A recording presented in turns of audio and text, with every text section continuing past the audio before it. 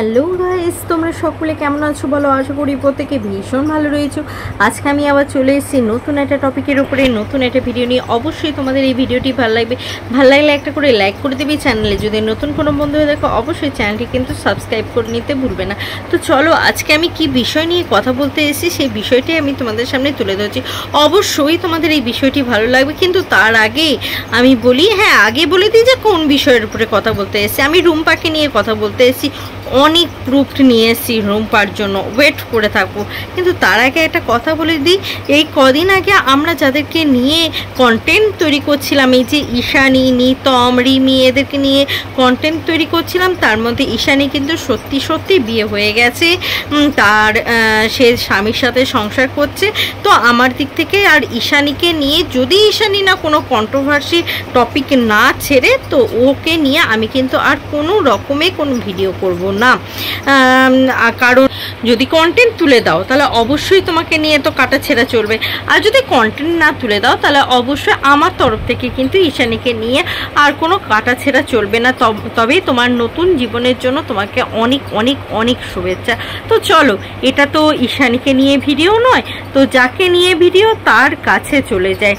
আজকে বললাম না, রুম্পার জন্য আমি অনেক বড় বড় প্রুফ নিয়ে এসেছি, যে প্রুফগুলো তোমাদের শোনা, জানা, চেনা সমস্ত কিছু দরকার। আমাদের সাথে মানে ভাঁওতাবাজি কতটা রুম্পা দিচ্ছে সেটাই আমি তোমাদের সামনে প্রমাণ সহ তুলে ধরবো, অন্য কিছু না, জাস্ট প্রমাণ সহ তুলে ধরবো।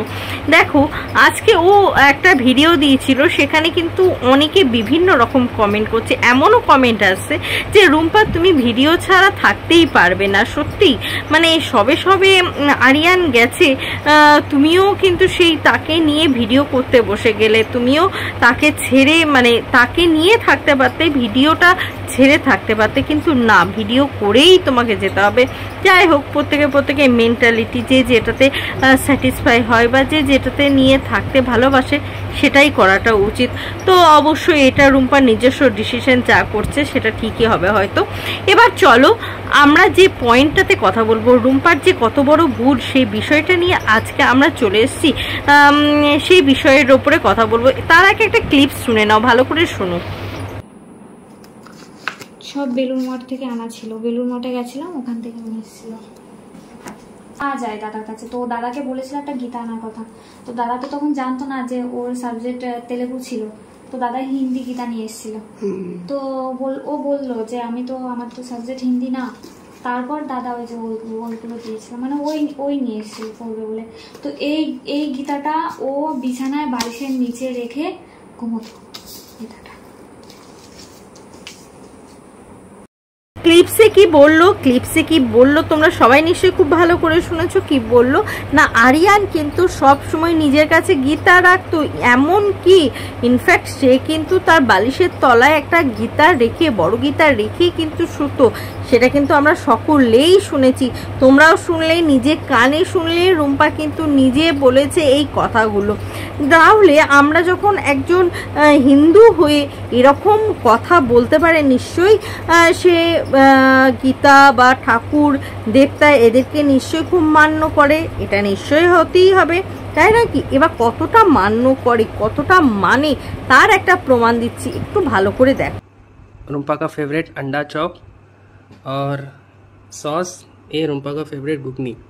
तो आफ्टरनून बहुत कम खाया गाइस, इतना ही राइस खाया था रूम्पा। तो अभी मैं जाके लेके आया, ये मना कर रही थी फिर भी, क्योंकि अभी कुछ नहीं खाएगी, रात में बोल रही थी। तो बट मैं ये लाया अंडा चॉप, तो उसका फेवरेट है। तो चलो इसको खाने दो, जल्दी ही एल्बम शूट आने वाला है, सपोर्ट करो। ক্লিপসটা দেখলে? ক্লিপসটাতে কি ছিল? ওরা বিছানার ওপরে বসে ডিমের চপ খাচ্ছে, একটা কথা বলো তো, যে বিছানাতে গীতা রাখে সেই বিছানায় কখনো কোনো হিন্দু ডিমের চপ করে খেতে পারবে? যে ধর্মই হোক না কেন, যে ধর্মের মানুষই হোক না কেন, তাদের যদি ধর্মগ্রন্থ বিছানায় থাকে বা যেখানেই থাকুক না কেন, সেই জায়গায় সে কোনো আঁশ পেঁয়াজ খেতে পারবে? আশা করি কোনো ধর্মেই কিন্তু সেটা পারবে না। প্রত্যেকটা ধর্মেই কিন্তু নিজস্বতা রয়েছে, কোনো ধর্মেই কিন্তু এইটা মান্যতা দেবে না। তাহলে এবার বলো তো রুম্পা, সত্যি কি তুমি সত্যি কথা বলছিলে যে আরিয়ান বালিশের তলায় গীতা রেখে শোয়? যদি এটা সত্যি হয় তাহলে তুমি ডিম রেখে কি করে খেলে? বিছানার মধ্যে ডিম রেখে কি করে খেলে বলো? এটা তো তুমি ঠিক করোনি। তাহলে হিন্দু মেয়ে হয়ে তুমি এটা কি ধরনের কাজ করছো? এটা তো তুমি ভীষণ বড় ভুল করেছো। আর যদি নাই থাকে তাহলে তুমি মিথ্যা কথা বলেছো। যদি গীতা না রেখে শোই এবং তুমি যদি সেখানে ডিম খেয়ে থাকো তো তোমার নিজস্ব ব্যাপার, বিছানার উপরে তুমি কি খাবে না খাবে। তা বলে বিছানাটা তো মানে অপবিত্র হয়ে গেল। আমরা জানি আঁশ পেঁয়াজ এগুলো তো আমরা মানি যে আঁশ, ডিম, মাছ, মাংস এগুলো হচ্ছে আঁশের খাবার দাবার। এই জিনিসগুলো বিছানার উপরে নামিয়ে খাওয়ার জিনিস নয়। হ্যাঁ, এটা তোমরা কুসংস্কার অনেকে বলতেই পারো, সেটা তোমাদের চিন্তা ভাবনা। কিন্তু একজন হিন্দু হয়ে কখনোই যে স্থানে গীতা থাকবে সেই স্থানে মাছ, মাংস, ডিম তো দূরেই থাক, নিরামিষ খাবার অবধি খেতে পারে না। মাছ, মাংস, ডিম তো অনেক দূরের ব্যাপার। মানুষ নিরামিষ খাবার অবধি খেতে পারে না, সেখানে কিনা মাছ, মাংস, ডিম। ভাবা যায়? রুম্পা, এত মিথ্যাবাদী হয়ে যেও না, প্রচুর মিথ্যা কথা বলছো। দেখো, পুরোটাই তোমার ভিডিও ক্লিপস থেকে তুলে ধরেছে, কিন্তু অন্যটা কিন্তু মন গড়া কথা বলছি তা নয়, কিন্তু প্রমাণ দিয়ে কথা বললাম। কি ভিউয়ার্স, তোমাদের মতামত কি অবশ্যই কমেন্ট করে জানাবে। আর ভিডিওটি যদি ভালো লাগে একটা করে লাইক করে দেবে। চ্যানেলে যদি নতুন কোনো বন্ধু হয়ে দেখো অবশ্যই চ্যানেলটি কিন্তু সাবস্ক্রাইব করে নিতে একদম ভুলবেন। আজকের মতন আসি বন্ধুরা, আবার তোমাদের সাথে দেখাবে নতুন একটা ভিডিও নিয়ে, নতুন একটা জোশের সাথে। ততক্ষণের জন্য টাটা।